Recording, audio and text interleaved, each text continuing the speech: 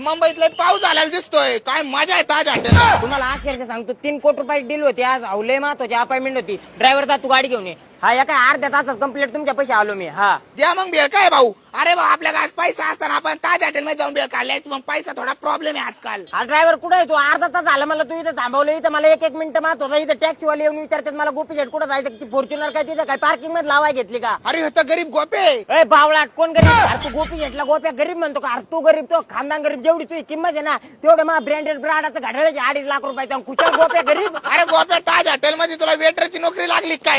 काही वेटर 2च मिनिटं थांब, तुला फॉर्च्युनर आल्यावर कळेल. फॉर्च्युनर? अरे या भिकाऱ्याचे तर दिवस बदलले. मला वाटलं 3-4 महिन्यापासून या मडीशी जातो काय, सकाळी 6ला डबा भरायचा आणि डायरेक्ट संध्याकाळी 5 वाजता घरात. अरे भाऊ दिवस बदलाय काही वेळ नाही लागत. थोडे दिवस काय आम्ही गावातून गायब झालो. तुम्हाला तर डायरेक्ट आम्ही काही वाटायला लागलो.